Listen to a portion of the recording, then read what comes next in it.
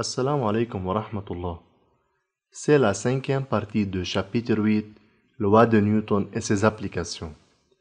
À la fin de cette partie, vous allez être capable de dériver les équations de mouvement d'un objet en chute libre. Rappelons-nous que dans la dernière vidéo, nous avons dit qu'un objet qui tombe en chute libre se déplaçant sous l'action de son poids seulement, et le mouvement ne dépend pas de la masse ni de la forme de l'objet. Au début, regardez cette partie de la vidéo où cet homme en même instant laisse tomber une pastèque et un melon pour voir lequel atteindra le sol d'abord, même si la résistance d'air existe. Pourquoi pensez-vous que la pastèque et le melon atteignent le sol ensemble? Nous avons mentionné dans la dernière vidéo que nous avons différents cas à étudier dans un corps en chute libre. Nous avons discuté des expériences du lancement vertical et dans cette vidéo, nous allons l'étudier d'une manière analytique. Dans ce chapitre, nous négligeons la résistance d'air, sauf s'il est mentionné par donnée. Nous pouvons distinguer entre trois cas dans le mouvement vertical.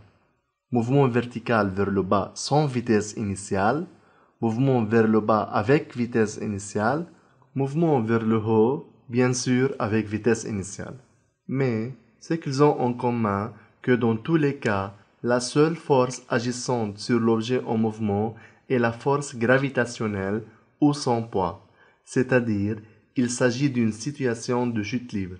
Nous concentrons sur l'étude du deuxième cas, le mouvement vers le bas avec vitesse initiale. Le garçon a lancé la balle verticalement vers le bas avec vitesse initiale. Nous commençons notre étude avec la définition du système qui est la balle. Quelles sont les forces agissant sur la balle? Nous avons le poids mg seulement, et en considérant la résistance de l'air est négligeable, en appliquant la deuxième loi de Newton sur la balle, la somme des forces extérieures égale au vecteur ma, où la somme des forces est juste mg vecteur égale au vecteur ma. Par conséquent, a vecteur est égal au g vecteur. Mais nous savons que g vecteur est tout le temps dirigé vers le bas, vers le centre de la Terre. En prenant x ou y, le plan vertical de mouvement de la balle, où l'axe y est vertical, est dirigé positivement dans la même direction de mouvement vers le bas, tandis que l'axe x est dirigé positivement vers la gauche. Comme il n'y a pas de mouvement sur l'axe x, alors nous pouvons écrire g vecteur égale 0i plus gj. Alors, ax est 0 et ay est g. Cherchons maintenant le vecteur vitesse et le vecteur position. On va utiliser le tableau de primitives que nous avons mentionné dans la dernière vidéo. Pour Vx, nous savons que la primitive de 0 est juste constante. Mais pour trouver cette constante, nous devons écrire les conditions initiales. R0 vecteur égale à 0i plus 0j, puisque la balle part de l'origine du plan x ou y. Alors que nous avons V0x est 0 car il n'y a pas un mouvement le long de l'axe x, mais le long de l'axe y, nous avons V0y égale V0. Maintenant, revenir au tableau.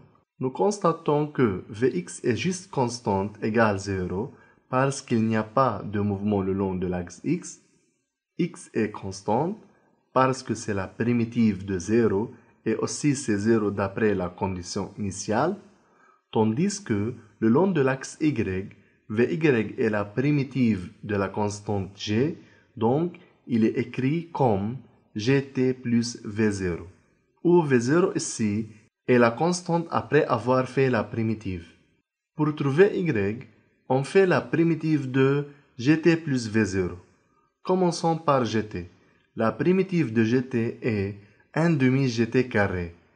V0 constante, alors la primitive de V0 est V0t, plus constante qui est Y0. Revenir aux conditions initiales que nous avons, Y0 égale 0. Enfin, l'expression de Y est 1 demi gt carré plus V0t plus 0. Il est important ici de mentionner que la position Y est déterminée par deux facteurs. Le premier concernait G, qui est 1 demi gt carré, et l'autre lié à V0 qui est V0t. Si nous considérons le lancement vertical sans vitesse initiale, la position y ici va changer et elle devient juste un demi-gt carré.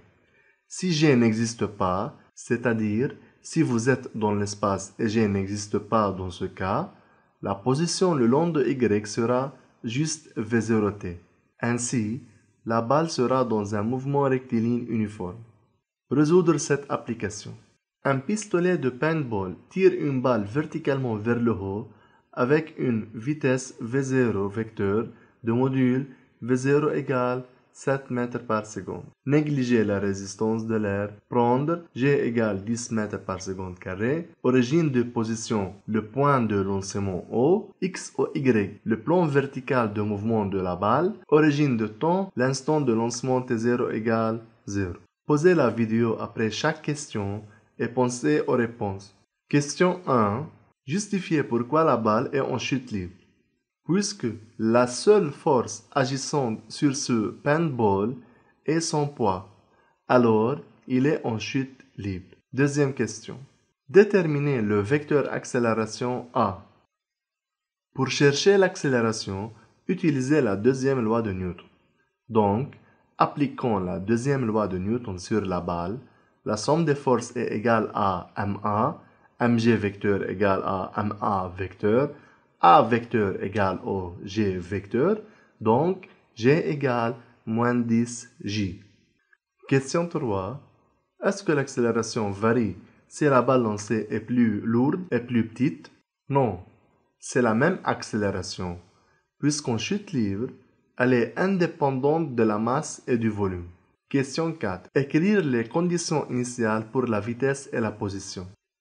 R0 vecteur équivaut à 0 parce qu'il a commencé à partir de l'origine, et vecteur V0 égale à V0j, car il est lancé avec une vitesse initiale verticalement vers le haut. Enfin, dériver les équations horaires de la position et la vitesse de la balle.